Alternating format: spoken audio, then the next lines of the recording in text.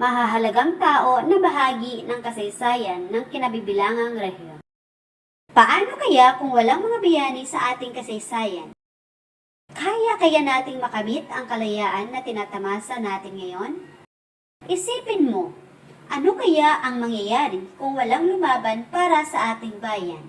Napakahalaga ng kanilang papel sa ating kasaysayan, hindi ba? Ang Pilipinas ay hindi naging malaya ng basta-basta lamang. Sa likod ng ating kalayaan ay ang mga mahahalagang tao sa kasaysayan na nagpakita ng katapangan, talino at tunay na pagmamahal sa bayan.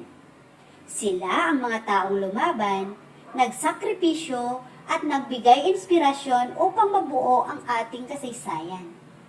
Kaya, handa ka na bang makilala kung sino-sino sila at kung ano ang kanilang mga nagawa para sa ating bansa?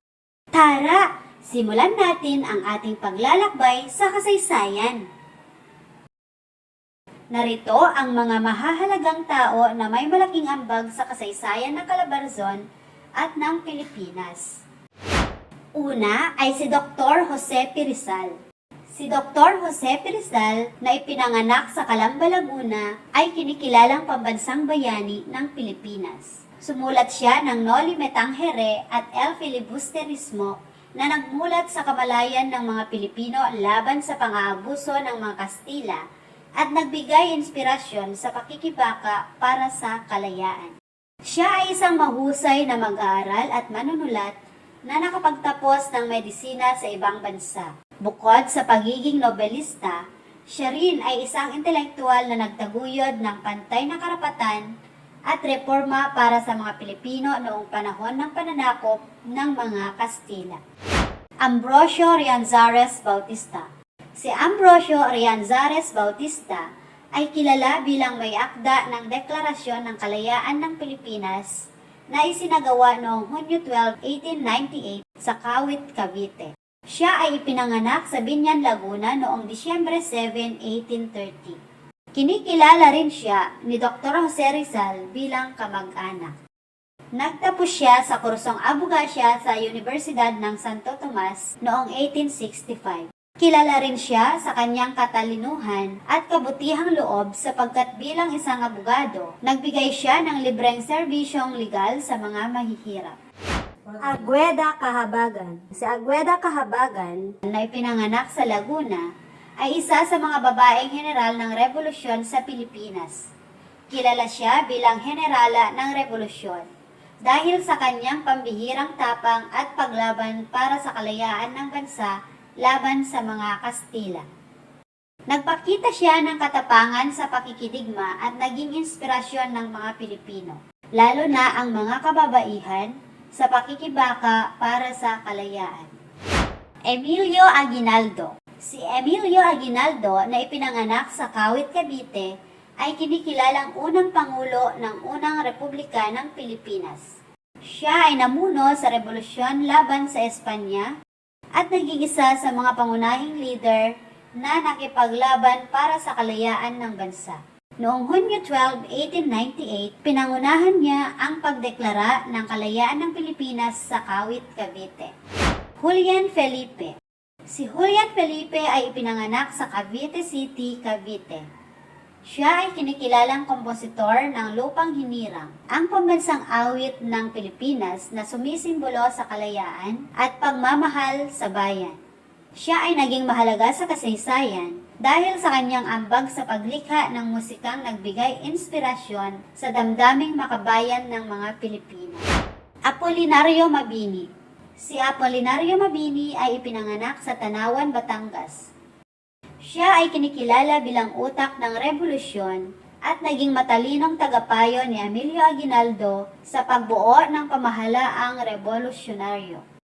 Siya ay naging mahalaga sa kasaysayan dahil sa kanyang talino at mahalagang papel sa pamumuno ng revolusyon. Miguel Malvar. Si Miguel Malvar ay pinanganak sa Santo Tomas, Batangas. Siya ay isa sa mga huling general na lumaban sa mga Amerikano at nagpatuloy sa pakikibaka para sa kalayaan ng Pilipinas. Siya ay naging mahalaga sa kasaysayan dahil sa kanyang katapangan at patuloy na paglaban para sa kalayaan. Marcela Agoncillo. Si Marcela Agoncillo ay ipinanganak sa Taal, Batangas. Siya ay kinilalang ina ng watawat ng Pilipinas dahil isa siya sa gumawa ng unang bandila ng Pilipinas sa Hong Kong. Siya ay naging mahalaga sa kasaysayan dahil sa kanyang ambag sa simbolo ng kalayaan ng bansa. Tomas Mateo Claudio. Si Tomas Mateo Claudio ay ipinanganak sa Morong, Rizal. Siya ay kinilalang unang Pilipinong sundalo na nasawi sa World War I at nagpakita ng katapangan sa paglilingkod sa ibang bansa. Siya ay naging mahalaga sa kasaysayan dahil sa kanyang sakripisyo at katapangan. Eulogio Amang Rodriguez. Si Eulogio Amang Rodriguez ay pinanganak sa Montalban na ngayon ay Rodriguez, Rizal. Siya ay isang kilalang leader politiko na naging Senate President ng Pilipinas at naglingkod para sa kapakanan ng mamamayan. Siya ay naging mahalaga sa kasaysayan dahil sa kanyang serbisyo sa pamahalaan at bayan. Manuel L. Quezon. Si Manuel L. Quezon ay pinanganak sa Baler, Tayabas na ngayon ay kilala bilang Quezon. Siya ay kinilalang unang Pangulo ng Commonwealth ng Pilipinas at tinaguriang ama ng wikang pambansa dahil sa pagsusulong ng pambansang wika. Siya ay naging mahalaga sa kasaysayan dahil sa kanyang pamumuno at pagtatag ng maayos na pamahalaan. Hermano Pule. Si Hermano Pule o Apolinario de la Cruz ay ipinanganak sa Lucban, Quezon. Siya ay nagtatag ng Cofradía de San Jose at namuno sa pakikibaka para sa kalayaan sa relihiyon. Siya ay naging mahalaga sa kasaysayan dahil sa kanyang pagtatanggol sa karapatan sa pananampalataya. Melchor Aquino. Si Melchor Aquino ay pinanganak sa Quezon na dating Tayabas. Siya ay kilala bilang Tandang Sora at ina ng Katipunan dahil sa kanyang pag-aaruga at pagtulong sa mga Katipunero. Siya ay naging mahalaga sa kasaysayan dahil sa kanyang kabutihan at suporta sa revolusyon. Lagi nating tandaan, ang mga nabanggit na mahalagang tao mula sa Region 4A Calabarzon ay may malaking ambag sa kasaysayan ng Pilipinas. Sila ay kinikilala dahil sa kanilang kabayanihan, talino at makabuluhang kontribusyon sa kalayaan at pag-unlad ng bansa. Ang ating mga bayani ay nagbuwis ng buhay at nagsakripisyo upang may pagtanggol ang Pilipinas at ang mga Pilipino noong sinaunang panahon. Sa kanilang katapangan, buong tapang silang lumaban upang hindi tuluyang masakop ng mga dayuhan ang ating bansa at upang makamit ang kalayaang ating tinatamasa ngayon.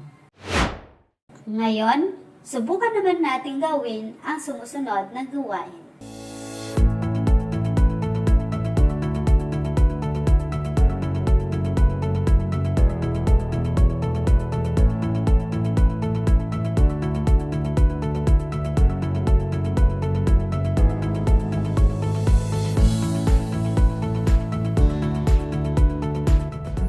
Thank you for watching! Please don't forget to like, share, and subscribe and turn on the notification bell so you'll be updated for our next lesson. Goodbye and see you next time!